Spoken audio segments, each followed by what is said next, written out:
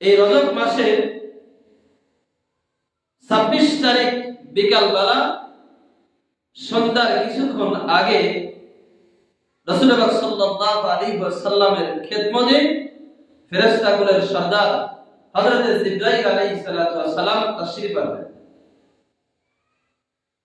রাসূলের দরবারে আসার পরে রাসূলকে সালাম জানালেন, আসসালাতু আসসালামু আলাইকা ইয়া রাসূলুল্লাহ। জিবরাইল রাসূলুল্লাহ সাল্লাল্লাহু আলাইহি ওয়াসাল্লামকে সালাম জানালেন।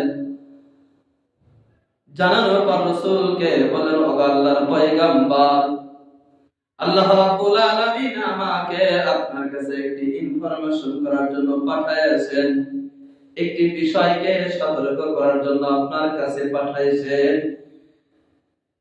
সেই বিষয়টা হলো মক্কার কাফির মুশরিক বেঈমানরা তারা সবাই সংগত হয়ে আপনাকে এই দুনিয়া থেকে বিদায় করার জন্য তারা একটা ষড়যন্ত্রের জাল পেতেছে। ও আল্লাহর হাবিব, আল্লাহ রাব্বুল আলামিন আপনাকে এই বিষয়ে জানানোর জন্য আপনার কাছে আমাকে পাঠিয়ে দিয়েছেন। কিন্তু মক্কার কাফির মুশরিক বেঈমানরা রাসূলকে দুনিয়া থেকে বিদায় করে দেওয়ার মানে কি, এর কারণ কি, কেন বিদায় করে দিবে?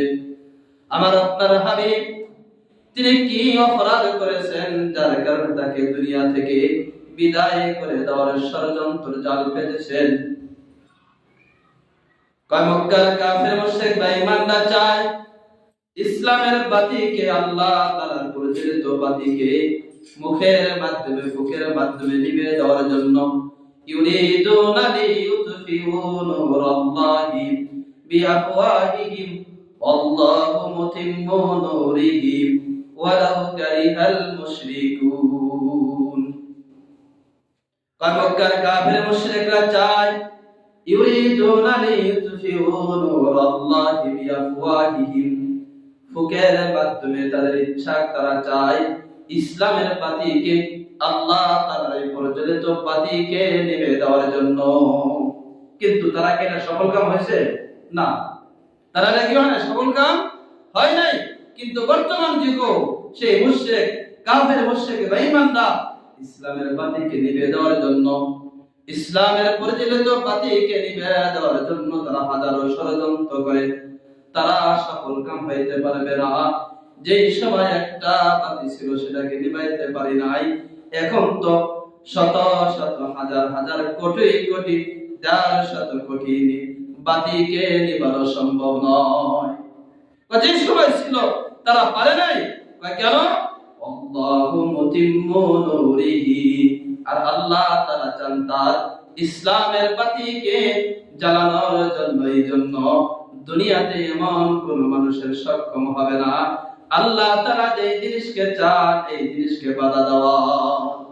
এই জন্য কাফির মুশরিক বেঈমানরা তারা কখনো সেটা কি হবে না, সফল কাম হবে না।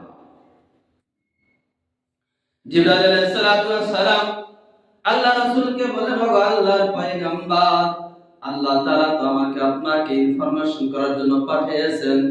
আল্লাহ তাআলা বলেছেন, আমার হাবিব জন, আমার বন্ধু জন দৈনন্দিন যেই বিছানায় যেই খাটে যেভাবে ঘুমায়, আমার বন্ধু জন আজকে রাত্রিতে যেন তার বিছানাটাকে পরিবর্তন করে অন্য জায়গায় ঘুমায়। আল্লাহ রাসূল সাল্লাল্লাহু আলাইহি ওয়াসাল্লামকে এই সতর্ক বার্তা জানালেন হযরত জিবরাইল আলাইহিস সালাম। তাহলে আমাদের একটু প্রশ্ন আসে, আল্লাহ তাআলা কি তার হাবিবকে, তার রাসূলকে ওই ঘরের ভিতরে আগে বিছানাকে হেফাজত করতে সক্ষম নয়? ইন্নাল্লাহা আলা কুল্লি শাইইন কাদির, আল্লাহ তাআলা তো প্রত্যেকটা জিনিসের উপরে কি কাদির, সর্বশক্তিমান। তাহলে আল্লাহ তাআলা তার রাসূলকে বিছানা পরিত্যাগ করার জন্য বলেন কেন? আল্লাহ তাআলা এই দুনিয়াকে তো বানাইছেন দারুল ওয়াসাইল হিসাবে। আল্লাহ তাআলা এখানে মধ্যস্থতার মাধ্যমে দেন, আল্লাহ রাব্বুল আলামিন সরাসরি দেন না।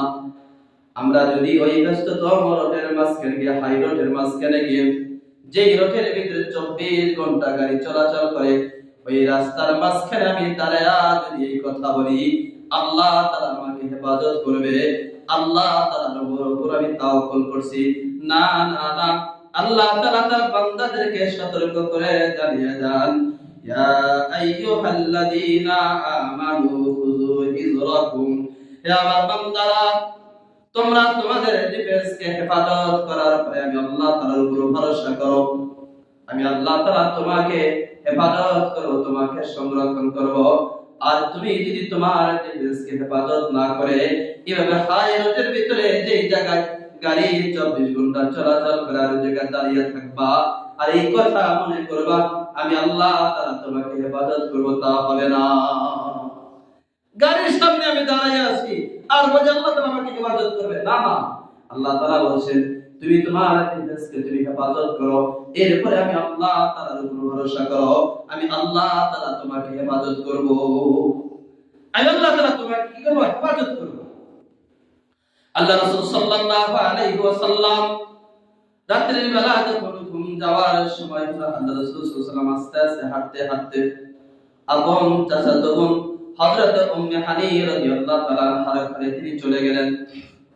আজকে রাতে কি হবে কেউ জানে না, রাসূলও জানে না, উম্মে হানিও জানে না। একদিকে উম্মে হানির কপাল খুলে যাবে। আজকে রাত্রিতে এমন একটা ঘটনা, ঐতিহাসিক ঘটনা সংঘটিত হবে যেই ঘটনাটা পুরা কিয়ামত পর্যন্ত সমস্ত মুসলমানদের ভিতরে আলোচনাটা হতে থাকবে। কিয়ামত পর্যন্ত মুসলমানদের ভিতরে এই ঐতিহাসিক ঘটনাটা আলোচিত হবে, তাদের মাঝখানে আলোচনা হবে, আর এই জায়গায় উম্মে হানির নামটাও আসবে। দরা সাবাত রাগে আহলে বিনস, দরা সাবাত রাগে আহলে বিনস, সাজায়া ফরিসদা ফরিনস, জুদুলদ শুদ জবদ খাহানে হাবি, সুবে দৌলত সারায়ে উম্মে হানি। এই রাত্রিতে এমন একটা ঐতিহাসিক ঘটনা ঘটবে যার ভিতরে উম্মে হানির নামটাও আসবে। উম্মে হানি, হযরত উম্মে হানি রাদিয়াল্লাহু তাআলা আনহার কপালটা খুলে যাবে। রাত্রি ঠিক 12টার সময় হযরত জিবরাইল আলাইহিস সালাতু ওয়াস সালাম এসে দরজায় লকের আওয়াজ করছেন। ভিতর থেকে রাসূল পাক সাল্লাল্লাহু আলাইহি ওয়াসাল্লাম জবাব দেয়, মান আনতা, মান আনতা, কে? বাহির থেকে জিবরাইল আলাইহিস সালাতু ওয়াস সালাম জবাব দেয়, আসসালাতু ওয়াসসালামু আলাইকা ইয়া রাসূলুল্লাহ, আনা জিবরাইল। হযরত জিবরাইল আলাইহিস সালাতু ওয়াস সালাম জবাব দিলেন। আর হযরত রাসূল পাক সাল্লাল্লাহু আলাইহি ওয়াসাল্লাম জানেন জিবরাইলের কোনো ক্ষমতা নাই, জিবরাইলের বাবারও কোনো ক্ষমতা নাই। আল্লাহ তাআলা যে বন্ধু তাকে কোনো কাজ করার জন্য আদেশ না করবে তিনি কোনো কাজ করতে পারবেন না। ওয়া হুম ইয়াফআলুনা মা ইউমারুন ওয়া লা ইয়াসুনা মা আমারাকুমুল্লাহ। আল্লাহ তাআলা যে বন্ধু তাকে কোনো কিছু করার জন্য বলবে না, কোনো কাজ তার করার কোনো অধিকার নাই। এইজন্য রাসূল সাল্লাল্লাহু আলাইহি ওয়াসাল্লাম ঘর থেকে বের হয়ে আসলেন। বের হয়ে আসার পরে জিবরাইল আলাইহিস সালাতু ওয়াস সালাম রাসূলুল্লাহ সাল্লাল্লাহু আলাইহি ওয়াসাল্লামের হাত ধরে বললেন, ওগো আল্লাহর পয়গম্বর, আমার সাথে সামনে যেতে হবে। এইভাবে রাসূলুল্লাহ সাল্লাল্লাহু আলাইহি ওয়াসাল্লামকে নিতে নিতে একেবারে হাতেমে কাবা পর্যন্ত নিয়ে গেলেন। ওই জায়গায় হযরত জিবরাইল আলাইহিস সালাতু ওয়াস সালামের আরো কিছু সহযোগী ফেরেশতা ছিল। একটি স্বর্ণের বলের ভিতরে কিছু পানি রাখা ছিল। মতান্তরে বাখতিলাফের রাওয়ায়াত, কেউ কেউ বলেন এই বলের ভিতরে জমজম পুকুরের পানি ছিল, আর কেউ কেউ বলেন এটা হলো হাউজে কাউসারের পানি ছিল। এই জায়গা নেওয়ার পরে হযরত জিবরাইল আলাইহিস সালাতু ওয়াস সালাম রাসূলকে বললেন, ও আল্লাহর পয়গম্বর, আপনি একটু চিত হয়ে শুয়ে যান। কাল মাইয়িতি ফিয়াদিল গাসসাল, মৃত ব্যক্তি গোসল দাতার হাতে যেমন আল্লাহ রাসূল সাল্লাল্লাহু আলাইহি ওয়াসাল্লাম হযরত জিবরাইলের সামনে তেমন। সাথে সাথে জিবরাইল আলাইহিস সালাতু ওয়াস সালাম শুয়ে গেলেন। আর জিবরাইল আলাইহিস সালাতু ওয়াস সালাম শাহাদাত আঙ্গুলের মাধ্যমে রাসূলুল্লাহ সাল্লাল্লাহু আলাইহি ওয়াসাল্লামের এভাবে গলা থেকে নাভি পর্যন্ত লম্বা করে টান দিলেন। আর সাথে সাথে রাসূলের সিনা মুবারকটা দুই দিকে ভাগ হয়ে গেলেন। ভাগ হয়ে যাওয়ার পরে হযরত জিবরাইল আলাইহিস সালাতু ওয়াস সালাম স্বয়ং তার হাতকে রাসূলের বাম পাশে প্রবেশ করা দিয়ে হাতটাকে কলবটাকে বের করলেন। বের করার পরে ওই স্বর্ণের বলের ভিতরে কলবটা একটু সুন্দর করে পরিষ্কার করলেন। পরিষ্কার করে আবার তার স্থানকে রেখে দেওয়ার পরে হযরত জিবরাইল আলাইহিস সালাতু ওয়াস সালাম তার দুই পাশের পাঁজর কিভাবে দিলে চাপ দিলেন, সাথে সাথে রাসূলের সিনা মোবারক আগের মতো হয়ে গেলেন। যেখানে কোনো সুজের কোনো প্রয়োজন হয় নাই, কোনো সুতার কোনো প্রয়োজন হয় নাই, যাকে ওভেন কে হার্ট চার্জার যেটাকে বলা হয়, আর আরবিতে বলা হয় শাক্কে সদর, রাসূলুল্লাহ সাল্লাল্লাহু আলাইহি সাল্লামের সিনাকে কি করা হয়েছিল, যে বিদীর্ণ করা হয়েছিল। আল্লাহ রাসূল সাল্লাল্লাহু আলাইহি সাল্লামের পুরা 63 বছরের জিন্দেগিতে এভাবে চারবার তার সিনা চাক করা হয়। এটা ছিল দ্বিতীয়বার। এর আগেও একবার রাসূলুল্লাহ সাল্লাল্লাহু আলাইহি ওয়াসাল্লামের সিনা কিভাবে চাক করা হয়, আল্লাহ রাসূল সাল্লাল্লাহু আলাইহি ওয়াসাল্লাম কিভাবে সিনা মোবারকে চাক করার পরে আবার দেখেন পাশে একটা বাহন রাখা, যেই বাহনের নাম হলো যে বুরাক। আর বুরাকের আকৃতি ছিল গলা থেকে মাথা পর্যন্ত ছিল মানুষের আকৃতি, আর গলা থেকে বাকিটা ছিল ঘোড়ার আকৃতি। এটা কাদার চাইতে একটু বড়, খচ্চরের চাইতে একটু ছোট।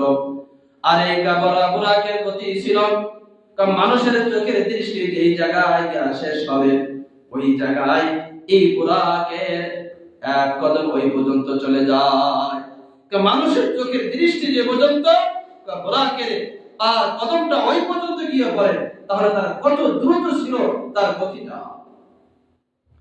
এভাবে রাসূল পাক সাল্লাল্লাহু আলাইহি ওয়াসাল্লামকে বুরাকের উপর সওয়ার করে মসজিদে হারাম থেকে মসজিদে আকসা পর্যন্ত সুবহানাল্লাযী আসরা বিআবদিহি মিনাল মাসজিদিল হারাম ইলাল মাসজিদিল আকসা।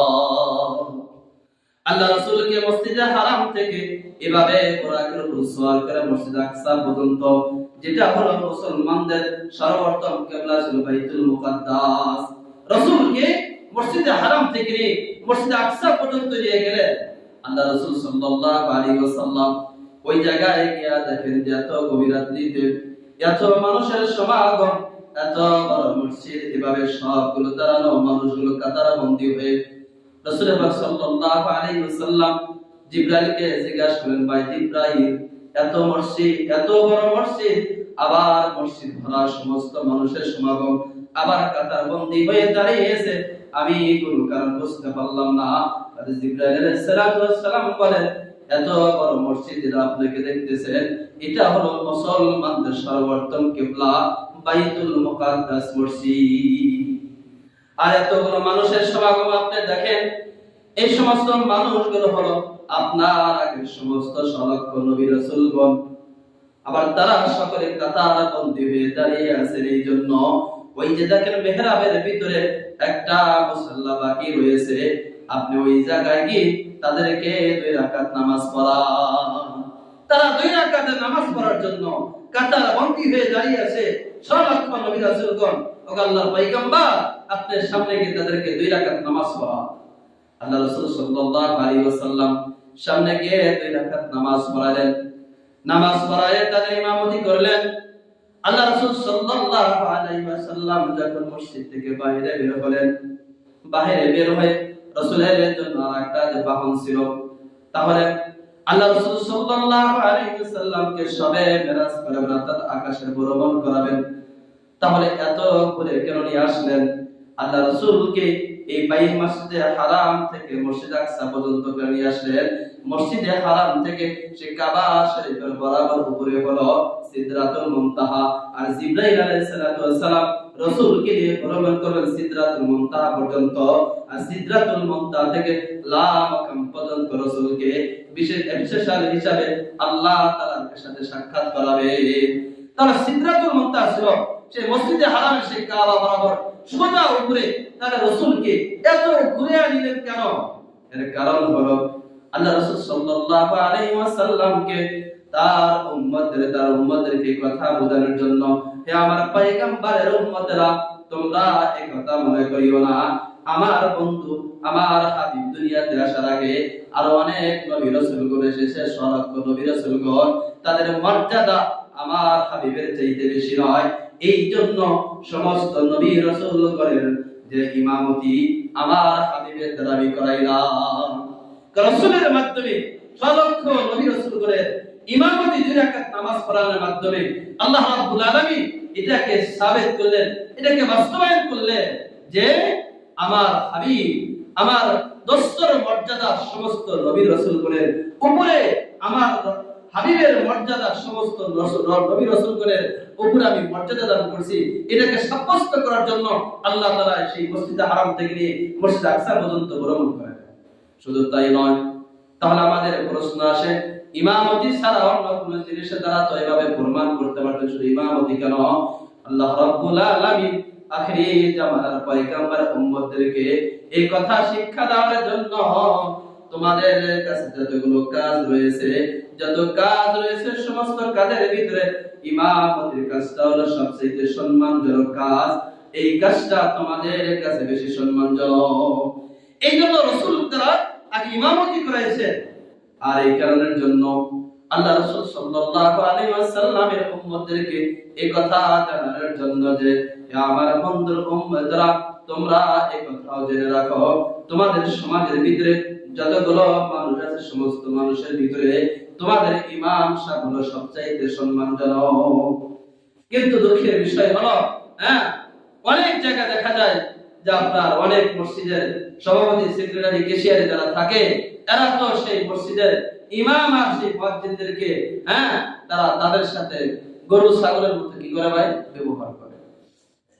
এই মসজিদের দায়িত্ব পাওয়াটাও জান্নাতে যাওয়ার উসিলা হবে, আবার এই মসজিদের দায়িত্ব পাওয়াটাও জাহান্নামে যাওয়ার উসিলা হবে।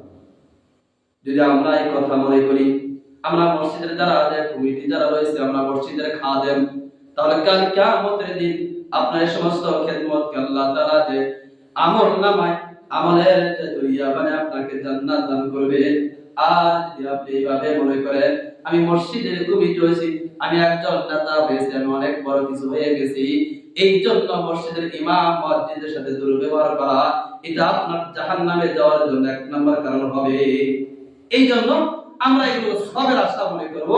সবের আশা মনে করলে কাল কিয়ামতের দিন আমাকে আপনাকে আল্লাহ তাআলা কি করবে? জান্নাত দান করবে। এই জন্য আল্লাহ রাসূল সাল্লাল্লাহু আলাইহি ওয়াসাল্লাম যখন ইমামতি করে যখন বাহিরে বের হলেন, দেখেন এখানে এখন আর একটা বাহন রাখা, যে বাহনের নাম হলো রফরফ, এটা হাওয়ায়ের ভিতরে চলাফেরা করে। এই জায়গায় আল্লাহ রাসূলের জন্য আরেকটা সিংহাসন রাখছে, যে সিংহাসনটা বাতাসে চলে।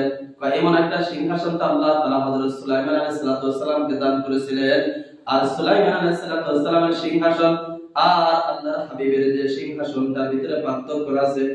সুলাইমানকে সিংহাসন দিয়েছিলেন, কিন্তু তাকে যে সিংহাসন তার জন্য কোনো ড্রাইভার যায় নাই। আর আল্লাহ রাসূল সাল্লাল্লাহু আলাইহি ওয়াসাল্লামকে সিংহাসন দিয়েছেন, আমাদের সিংহাসনকে চালানোর জন্য, ড্রাইভিং করার জন্য আল্লাহ তাআলা যে ড্রাইভার দিয়েছেন হযরত ইব্রাহিম আলাইহিস সালামকে। কেন? একটু ছোট উদাহরণ দিলে আমাদের বুঝে আসবে। আমরা দেখবেন অনেক বড় লোক মানুষ তারা গাড়ি কেনে, মাইক্রো কেনে, প্রাইভেট কার কেনে, এই দেশে যাওয়ার জন্য। যদি বাড়ির কাছে কোথাও বেড়াইতে যায়, ওই সময় ড্রাইভারকে খবর দেয় না, ড্রাইভারকে সাথে নেয় না, নিজেই এটাকে ড্রাইভিং করে তার আত্মীয় স্বজনের বাড়িতে যায়। আর যখন সে তার থানাকে পাস করে অন্য একটা থানাতে যাবে, অন্য একটা জেলাতে যাবে, অনেক দূরে সে সফরে যাবে, তখন সে নিজে সফর গাড়ি ড্রাইভিং করে না। কেন? এত দূরে গাড়ি ড্রাইভিং করলে কি হবে ভাই? কষ্ট হবে, এই জন্য সে করে না। এই জন্য আল্লাহ রাব্বুল আলামিন জিবরাইলকে জানিয়ে দিলেন, ও আমার জিবরাইল, আমার হাবিবকে আমি সিংহাসন দিয়েছি, আমি সুলাইমানকেও সিংহাসন দিয়েছিলাম, কিন্তু সুলাইমানের সিংহাসন আর আমার হাবিবের সিংহাসন এক না। আমার হাবিব যদি এত দূরের সফরে যদি আমার কাছে ভ্রমণ করে ড্রাইভিং করে আসে, আমার হাবিবের, আমার বন্ধুর কষ্ট হবে। এই জন্য আমার হাবিবকে ড্রাইভিং করতে দেওয়া যাবে না, স্বয়ং আমার হাবিবের সিংহাসনের ড্রাইভার করবা তুমি নিজে। কাকে দিলেন? হযরত জিবরাইল আলাইহিস সালামকে। আর জিবরাইল আলাইহিস সালাম যে রাসূলুল্লাহ সাল্লাল্লাহু আলাইহি সাল্লামের সেই গাড়ি ড্রাইভিং করে আকাশের দিকে কি করবে? নিয়ে যাবে। হুসনাই সুবদন ঈসায়াত বাইজা তারি আসে খুবা হামাদারন তুতনহা তারি।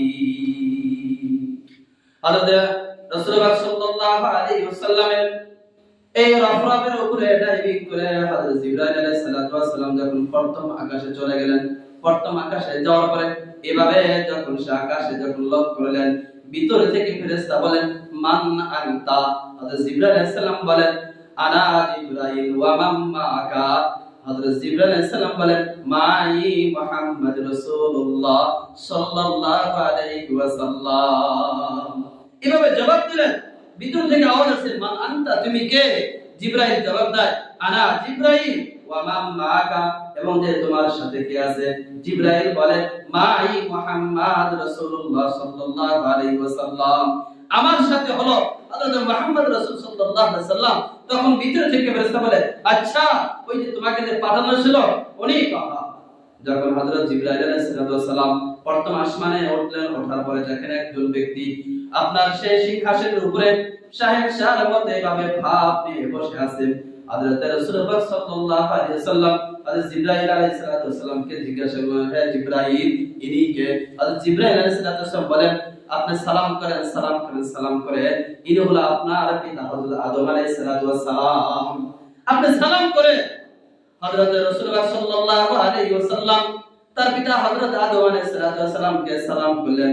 আর পিতাও জানেন, দেখবেন আমাদের দুনিয়ার ভিতরে অনেক মানুষ আছে, বাবা হলো মূর্খ কিন্তু তার সন্তান হলো বড় বড় যে জজ মিনিস্টার, তারা প্রধানমন্ত্রী পর্যন্ত আছে অনেক দেশে, হ্যাঁ, যে তার বাপ হলো একেবারে মূর্খ কিন্তু তার ছেলে আপনার ডিস্ট্রিক্ট জজ হয়ে বসে রয়েছে। এই জন্য বাবার মর্যাদা বাপ হিসাবে অনেক বেশি, সন্তান তার সন্তান হিসেবে মর্যাদা অনেক বেশি। এই জন্য হযরত আদম আলাইহিস সালাম রাসূলকে তাকে স্বাগত জানালেন, মারহাবাম বিইবনে সালিহ ওয়ান নবী সালিহিন। বাবা তার সন্তানকে স্বাগত জানালেন, হে আমার নেককার সন্তান, হে নেককার নবী, আপনাকে স্বাগত। এভাবে তার পিতা তার সন্তানকে স্বাগত জানালেন। হযরত জিবরাইল আলাইহিস সালাম প্রথম আসমান থেকে দ্বিতীয় আসমানে রাসূলুল্লাহ সাল্লাল্লাহু আলাইহি ওয়াসাল্লামকে নিয়ে গেলেন। এভাবে গেটে যখন আওয়াজ করলেন, ভিতর থেকে আওয়াজ আসলো, মান আনতা? জিবরাইল জবাব দেয়, আনা জিবরাইল ওয়া মান মাআকা? মাই মুহাম্মদ রাসূলুল্লাহ সাল্লাল্লাহু আলাইহি ওয়াসাল্লাম। এভাবে দ্বিতীয় আসমানে যখন উঠলেন, দেখেন আরেকজন এভাবে সিংহাসনের উপরে এভাবে বসা। তখন হযরত রাসূলুল্লাহ সাল্লাল্লাহু আলাইহি ওয়াসাল্লাম জিজ্ঞাসা করলেন, ইনি কে?